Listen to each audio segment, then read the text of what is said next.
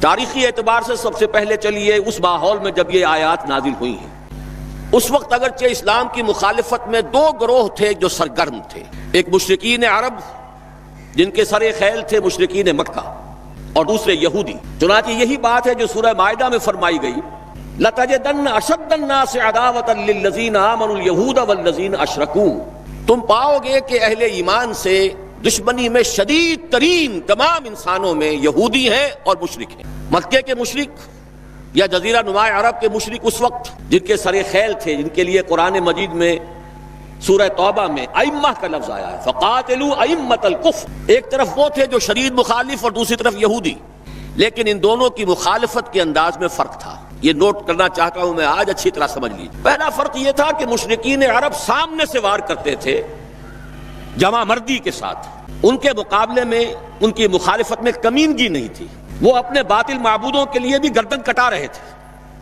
ابو جہل نے کہا تھا ذرا نیچے سے گردن کاٹنا تاکہ اونچی نظر آئے کہ سردار کی گردن ہے جب تم کسی چیز پر اس کو اوپر لٹکاؤ گے۔ 70 جانیں انہوں نے پیش کی ہیں بدر میں اپنے دین باطل کے لیے اور اپنے معبودان باطل کے لیے۔ اس کے برعکس یہودیوں کی مخالفت تھی کمینگی والی مخالفت، ان میں مقابلے کی ہمت نہیں تھی، جرأت نہیں تھی۔ لا یقاتلونکم جمیعا، سورہ حشر میں فرمایا یہ یہودی کبھی تم سے مسلمانوں جمع ہو کر جمعیت کی شکل میں ڈٹ کر میدان میں آ کر مقابلہ نہیں کر سکیں گے، الا فی قرى محصنۃ او من وراء جدر، بڑے مضبوط قلعہ بندیوں میں اپنے آپ کو محفوظ کر کے اور فصیلوں کے پیچھے سے، دیواروں کے پیچھے سے، عورتوں کی طریقے سے پتھراؤ کریں گے، اس کے سوا کچھ نہیں کر سکتے۔ تو پہلا فرق یہ تھا کہ مشرکین مکہ اور مشرکین عرب بالعموم مخالفت کر رہے تھے، لیکن ان کی مخالفت جمع مردوں والی مخالفت تھی، سامنے کے دشمن کی حیثیت سے کھلم کھلا علی الاعلان، جبکہ یہودیوں کی مخالفت میں کمینگی تھی، سازشی انداز تھا، خود لڑنے کی بجائے دوسروں کو ابھار ابھار کر لاتے تھے۔ اور دوسرا بڑا فرق کیا تھا، اس پہلے فرق کو تو نمایاں کیا اسی لفظ سے کہ گویا کہ اپنے منہ کی پھونکوں سے بجھانا چاہتے ہیں۔ ابو جہل بھی بجھانا چاہتا ہے اللہ کے نور کو، لیکن اپنے زور بازو کی بنیاد پر، اور یہ لوگ کردار کے اعتبار سے اتنے گر چکے ہیں کہ زور بازو کی بنیاد پر نہیں، منہ کی پھونکوں سے بجھانا چاہتے ہیں۔ بہترین تعبیر کی ہے اس کی مولانا ظفر علی خان نے کہ نور خدا ہے کفر کی حرکت پہ خندہ زن، پھونکوں سے یہ چراغ بجھایا نہ جائے گا۔ دوسرا فرق یہ تھا کہ اگرچہ مشرکین میں بھی ایسے لوگ تھے جو پہچان چکے تھے کہ محمد اللہ کے رسول ہیں، سچے ہیں، صادق ہیں، لیکن وہ استثنائی معاملات تھے، وہ غافل۔ قرآن مجید میں بار بار ان کے کفر کے لیے ایک توجیہ پیش کی گئی ہے کہ ان کے پاس کوئی رسول آیا ہی نہیں، ان کے لیے رسالت اور نبوت بڑی ایک عجیب سی شے تھی، وہ چیزیں ان کے ذہن سے بالکل خارج ہو چکی تھی۔ لیکن یہود کا معاملہ اس کے برعکس تھا، وہ 100% پہچانتے تھے محمد رسول اللہ کو صلی اللہ علیہ وسلم، بالخصوص ان کے علماء، یعرفونہ کما یعرفون ابناءہم، پہچانتے ہیں اسے جیسے کہ اپنے بیٹوں کو پہچانتے ہیں، علی وجہ البصیرت، وہ کسی مغالطے میں نہیں تھے، پوری ڈٹائی کے ساتھ پہچانتے ہوئے۔ آپ کو تو معلوم ہے کہ حضور صلی اللہ علیہ وسلم کی جو نشانیاں ہیں ان کا تو معاملہ بہت آگے کی بات ہے۔ حضور کے ادنا رفقا کا معاملہ کیا تھا کہ حضرت عمر رضی اللہ تعالیٰ عنہ کے بارے میں پوری ان کی صفات ان کے ہاں موجود تھیں، اور عیسائی علماء نے ان کے ساتھ ٹیلی کر کے ہی حضرت عمر کو سامنے کھڑے ہو کے دیکھ کر اور پھر جو ہے یروشلم کا قبضہ لیا تھا کہ ہاں یہ وہی درویش بادشاہ ہے جس کا ذکر موجود ہے ہماری کتابوں میں کہ یروشلم اس کے ہاتھوں فتح ہوگا۔ تو یہ دو فرق ذہن میں رکھیے، یریدون لیطفئوا نور اللہ بافواہہم واللہ متم نورہ۔ دوسری بات جو سوچنے کی ہے اس آیت میں کہ نور اللہ سے مراد کیا ہے؟ اللہ کا نور ایک اعتبار سے ذہن منتقل ہوتا ہے قرآن حکیم کی طرف۔ نور اصل میں قرآن مجید میں ہدایت کے لیے بھی آتا ہے، تورات کے لیے آیا فیہا ہدی و نور، انجیل کے لیے آیا فیہ ہدی و نور، روشنی ہی سے انسان راستہ دیکھ سکتا ہے۔ الہدا قرآن حکیم، ہدایت کاملہ، اس کے لیے خاص طور پر لفظ آیا ہے۔ سورہ تغابن میں فرمایا فآمنوا باللہ ورسولہ والنور الذی انزلنا واللہ بما تعملون خبیر۔ ایک مفہوم تو یہ ممکن ہے قرآن مجید کے اس اصول کے تحت کہ القرآن یفسر بعضہ بعضا، ویسے یہ کہ اس کا عام مفہوم اسلام، ہدایت، جس معنی میں چاہے لے لے، لیکن میرا ذہن زیادہ جس چیز کو قبول کر رہا ہے وہ ایک ایسے شخص کی تعبیر ہے جو اگرچہ کوئی معروف عالم دین نہیں تھا، میں نہ عارف نہ مجدد نہ محدث نہ فقیہ، اقبال اپنے بارے میں صاف کہہ رہا ہے، میں نہ عارف نہ مجدد نہ محدث نہ فقیہ، لیکن واقعہ یہ ہے اور آپ کے علم میں ہوگا، میرا موقف یہ ہے، اس دور میں قرآن مجید کا نور بصیرت اللہ تعالیٰ نے بڑے وافر پیمانے پر انہیں عطا کیا تھا۔ انہوں نے تعبیر کیا ہے اس نور کو نور توحید سے،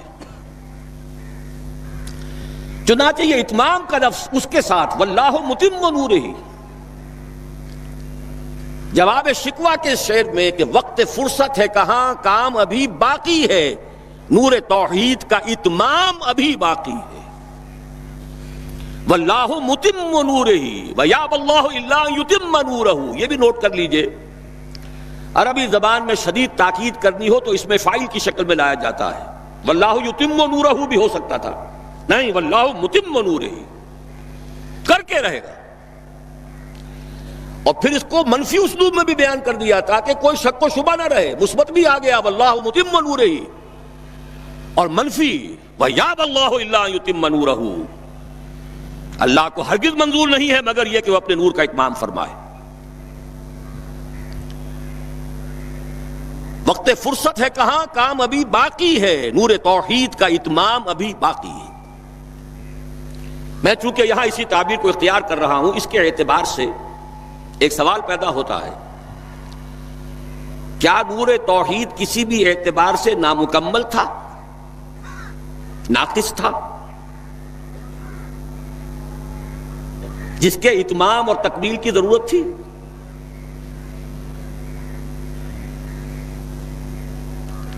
اگر میں اس سوال کا جواب ہاں میں دوں تو آپ سب چونک جائیں گے، لیکن میری وضاحت سن لیجئے۔ جہاں تک عقیدے کا نور ہے، عقیدے کی توحید ہے، اور انفرادی سطح پر اپنے عمل کی توحید ہے، توحید کے دو حصے سمجھ لیجئے۔ ایک توحید ہے عقیدے کی توحید، اللہ کو ایک ماننا، ایک جاننا، اس کی صفات میں، اس کی ذات میں کسی کو اس کا ساجی، ہمسر، برابر، ہم پلہ، کفر، ند، ضد نہ سمجھنا۔ ایک عمل کی توحید ہے کہ ایک ہی اللہ کے مطیع فرمان ہو جانا، ہما تن، ہما وقت، ہما وجوہ، مخلصین لہ الدین، یہ عملی توحید ہے۔ تو عقیدے کی توحید اور انفرادی سطح پر عمل کی توحید ہر دور میں مکمل رہی، حضرت آدم کی بھی مکمل تھی، حضرت نوح کی بھی مکمل تھی، تمام انبیاء کرام کی مکمل تھی، نہ ان کی عقیدے کی توحید میں کوئی کسر ہو سکتی تھی، نہ انفرادی سطح پر عمل کی توحید۔ لیکن ایک توحید ہے اجتماعی سطح پر عمل کی توحید، پورے نظام زندگی کا اللہ کے حکم کے تابع ہو جانا، یہ ابھی مکمل ہونا تھا، اس کی تکمیل ہونی تھی۔ افراد موحد تھے اپنی زندگیوں میں بھی، اپنے عقیدے میں بھی۔ نظام جیسا آج آپ غور کیجئے، بڑے بڑے فن خواہ موحد موجود ہیں ہمارے ہاں، فن خواہ سمجھتے ہیں اپنے آپ کو کہ معلوم ہوتا ہے شرک ہمارے قریب بھی نہیں آ سکتا۔ اجتماعی سطح پر ہم سب مشرک ہیں، پوری قوم مشرک ہے، مشرکانہ نظام ہے۔ جب تک وہ یکون الدین کلہ للہ نہیں ہوتا، یہ نظام مشرکانہ ہے، قانون اللہ کا نہیں ہے۔ آپ کی عدالتوں میں اللہ کے حکم کی کوئی حیثیت نہیں ہے، آپ کی منڈیوں میں اور بازاروں میں اللہ کا حکم نہیں چلتا ہے۔ معلوم یہ ہوا کہ ایک ہے اجتماعی توحید۔ کچھ مواقع ضرور آئے ہیں تاریخ انسانی میں جبکہ اجتماعی توحید بھی ہوئی، حکومت قائم ہوئی حضرت داؤد کی اور حضرت سلیمان کی، وہ اجتماعی توحید کی تھی۔ لیکن ایک بات نوٹ کر لیجئے گا، یہ میرا اصل میں کل کی تقریر کا موضوع ہے، یہ کام تاریخ انسانی میں صرف ایک مرتبہ ہوا ہے کہ ایک فرد واحد اپنی دعوت کا آغاز کرے اور تمام مراحل سے گزار کر اپنی اس دعوت اور تحریک کو اور توحید کامل تک معاشرے کو پہنچا دے. یہ اس سے پہلے کبھی نہیں ہوا. حضرت داؤد کو تو راہ چلتے حکومت مل گئی تھی. جنگ تو ہو رہی تھی حضرت طالوت اور جالوت کی. وہ تو ایک گڈریا اپنا گوپیا لے کر آ گیا ہے وقت پر اتفاقاً, اور اس گوپیے کی جو پتھر تھا وہ جالوت کے آنکھوں کے اس کی زرہ میں جو سوراخ تھا اس میں سے ہو کر اس کے بھیجے میں گزر گیا, مارا گیا, حکومت مل گئی. کیا حضرت داؤد ایک داعی کی حیثیت سے سامنے آئے تھے؟ کیا انہوں نے اپنی کوئی جماعت بنائی تھی؟ کیا ان مراحل سے گزرے تھے؟ قطعاً نہیں. صرف ایک مرتبہ ہوا ہے تاریخ انسانی میں, اور وہ محمد الرسول اللہ صلی اللہ علیہ وسلم.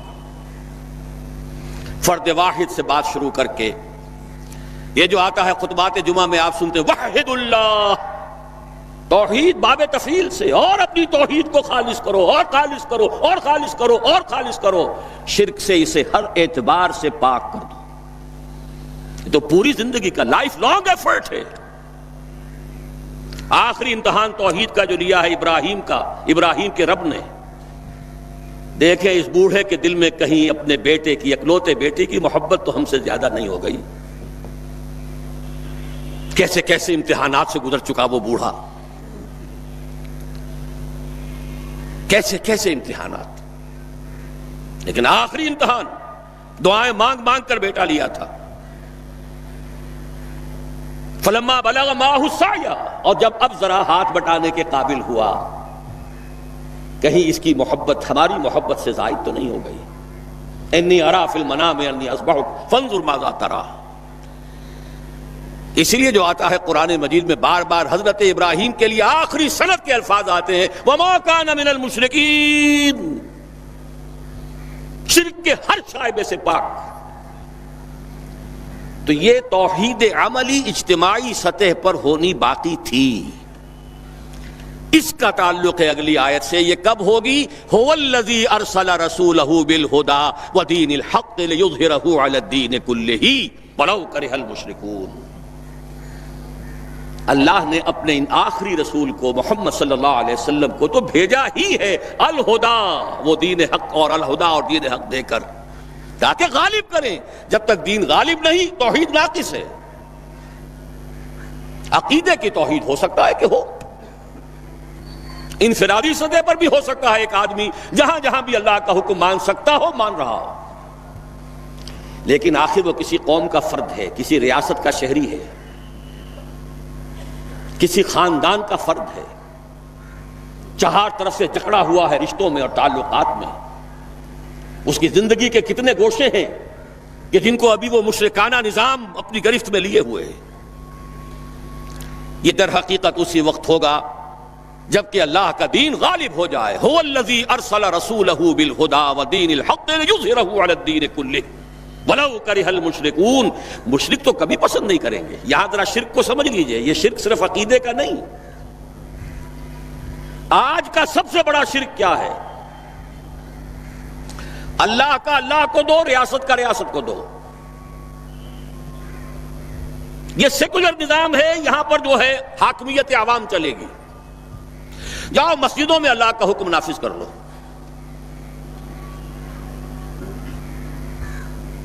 یہ سب سے بڑا شرک. کبھی گوارا نہیں کریں گے. وہ توحید ہو جائے, اللہ ہی کا حکم چلے, سب پر یکساں جاری ہو جائے, سب یکساں اللہ کے حکم کے تابع ہو جائیں.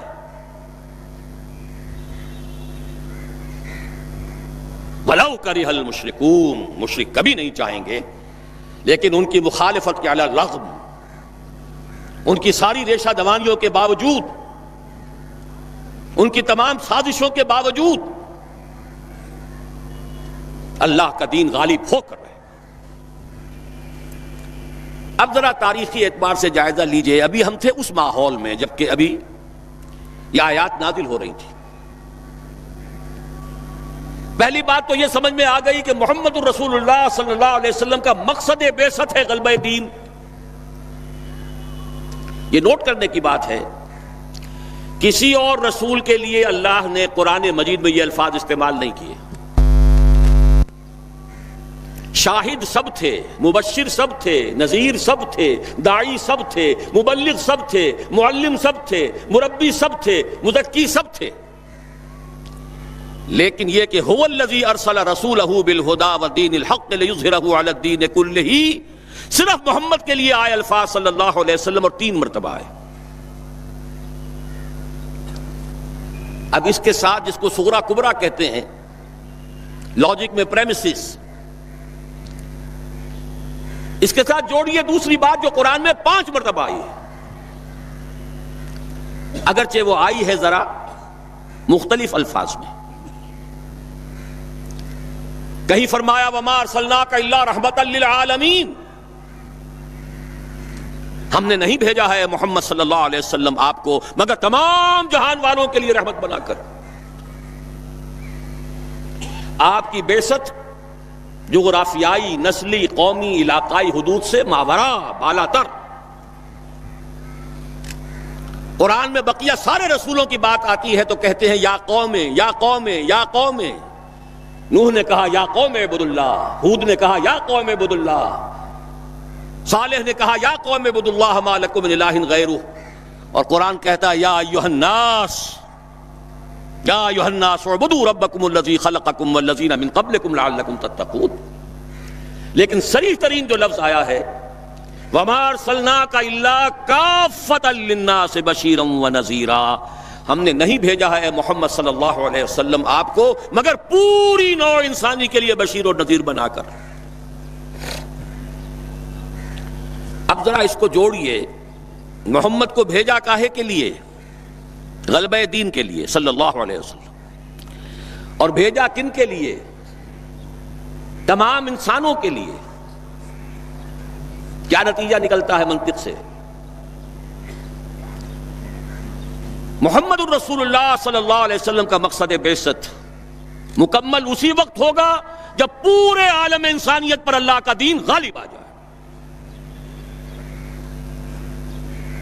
ورنہ بات وہی ہے جو اقبال کا شعر سنا چکا ہوں، وقت فرصت ہے کہاں کام ابھی باقی ہے، نور توحید کا اتمام ابھی باقی ہے.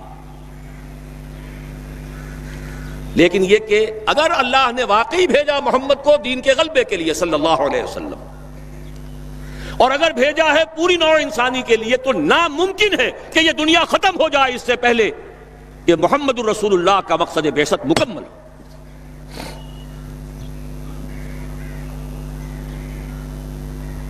یہی بات ہے کہ جس کی خبر پیشن گوئی کے طور پر قرآن میں تو نصوص ہیں لیکن ان سے نتیجہ نکالنا پڑے گا. منطق، حضور کو بھیجا پوری نوع انسانی کے لیے اور بھیجا غلبہ دین کے لیے، تو مقصد بعثت کی تکمیل اسی وقت ہوگی جبکہ کل عالم انسانی پر اللہ کا دین غالب آ جائے. اسی کے ساتھ اب ذرا یاد کیجئے سورہ نور کی آیت جس کو اللہ کے فضل و کرم سے ہم نے کافی عام کیا ہے. ایک ہی بات ہے لیکن ذرا مختلف اسلوب میں آ رہی ہے. وعد اللہ الذین آمنوا منکم وعملوا الصالحات لیستخلفنہم فی الارض. وعد اللہ الذین آمنوا منکم، یہاں منکم پر ذرا زور دیجئے، کن سے خطاب ہو رہا ہے؟ مسلمانوں سے. لیکن ان مسلمانوں کے لیے 2 کوالیفیکیشنز، 2 پری کنڈیشنز. اے مسلمانوں، اللہ کا وعدہ ہے تم میں سے ان سے جو ایمان اور عمل صالح کا حق ادا کر دیں، انکنڈیشنل نہیں ہے. وعد اللہ الذین آمنوا منکم وعملوا الصالحات، ایمان اور عمل صالح کا حق ادا کر دو تو اللہ کا وعدہ ہے. اور وعدہ کتنا مؤکد ہے، نون مشدد کے ساتھ 3 دفعہ، اور ایک ہی بات کو 3 اسلوبوں میں. لَيَسْتَخْلِفَنَّهُمْ فِي الْأَرْضِ، لامن خلافت عطا فرمائے گا انہیں زمین میں. كَمَا اسْتَخْلَفَ الَّذِينَ مِن قَبْلِهِمْ، جیسے کہ خلافت عطا کی تھی ان کو جو ان سے پہلے تھے. جب مسلمانوں کو خلافت اور حکومت عطا ہو جائے گی تو اس کا منطقی نتیجہ ہوگا کہ دین غالب ہو جائے گا. لیکن اس کو بھی کھول کر بیان کر دیا وَلَا يُمَكِّنَنَّ لَهُمْ دِينَهُمُ الَّذِي ارْتَضَىٰ لَهُمْ، اور لازماً متمکن کر دے گا، غالب کر دے گا ان کے اس دین کو جو اللہ نے ان کے لیے پسند فرما لیا ہے. الْيَوْمَ أَكْمَلْتُ لَكُمْ دِينَكُمْ وَأَتْمَمْتُ عَلَيْكُمْ نِعْمَتِي وَرَضِيتُ لَكُمُ الْإِسْلَامَ دِينًا. اچھا، جب مسلمانوں ہی کی حکومت ہو جائے گی، دین کا غلبہ ہو جائے گا، تو ظاہر بات ہے مسلمانوں کے لیے بندشیں اور خوف تو ختم ہو گئے. اس کو بھی واضح الفاظ میں وَلَا يُبَدِّلَنَّهُم مِّن بَعْدِ خَوْفِهِمْ أَمْنًا، ان کی خوف کی حالت کو امن اور سکون سے بدل دے گا، کوئی خوف نہیں ہوگا. اب یہاں فرمایا یعبدوننی لا یشرکون بی شیئا، تب جا کر وہ ان کی عبادت اس درجے میں مکمل ہوگی کہ اس میں شرک کی کوئی آلائش باقی نہیں رہے گی. جب تک نظام پورا اللہ کے دین کے تابع نہیں، شرک موجود ہے. عقیدے کا شرک ختم ہو چکا، انفرادی سطح پر موحد بن چکے. لیکن یہ تو تین کام جب ہوں گے کہ اللہ کا دین غالب ہو جائے، اللہ کی حکومت اور مسلمانوں کی خلافت قائم ہو جائے، تب کہیں جا کر وہ بات ہوگی لا یشرکون بی شیئا، پھر شرک کا ہر شائبہ ختم، وَيَكُونَ الدِّينُ كُلُّهُ لِلَّهِ، دین کل کا کل اللہ کے لیے ہو جائے گا.